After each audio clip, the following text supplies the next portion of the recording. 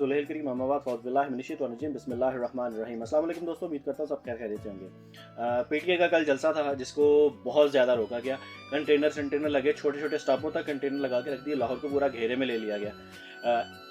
उसके बाद फिर मीडिया के ऊपर फिर वही है कि एज पर रूटीन हाइप बनाएगी कि जनाब कोई नहीं निकला, फलाना हो गया, ढिमकाना हो गया। मेरा हमेशा से यही कहना है कि आप स्पेस दें और उसके बाद देखें रिजल्ट क्या निकलता है। आवाम की जिस तरफ जाए वो आवाम का फैसला है, ठीक है। और दोनों तरफ से वो सारी चीज़ें चली। पीटीआई को कहूँगा कि सोशल मीडिया से बाहर भी दुनिया है और सोशल मीडिया से बाहर निकल के भी आप ज़रा एहतजाज कीजिए, आपको पता चल जाएगा। और तीसरी तरफ चीज़ रह गई जो एडमिनिस्ट्रेशन लेवल पे है, वो हमेशा की तरह से ही सोचती है और वो शाही अंदाज में ही रहती है। उनको नहीं गर्ज के बाहर क्या चल रहा है, रियलिटी चेक क्या है और अवामुन्नास में क्या चीज़ें ज़्यादातर प्रवोक कर रही हैं। इसलिए उनसे तो पूछे ही मत और उनसे तो कुछ तवक्कुआत ही मत करें। जो से रह के पॉलिटिशियंस हैं, मैंने पहले भी एक वीडियो में बोला था कि इन्होंने आवाम में जाना हो ज़रूर होता है, आवाम के सुनते ज़रूर हैं, लेकिन एक कान से सुनते हैं दूसरे कान से निकाल देते हैं, रियलिटी चेक को चेक नहीं करते हैं।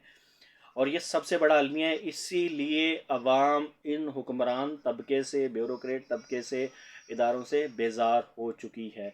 इस पर सोचना चाहिए इससे पहले कि इससे कोई बड़ा नुकसान हो जाए मुल्क में। नेक्स्ट वीडियो तक मुझे दीजिए इजाज़त। अल्लाह हाफ़िज़।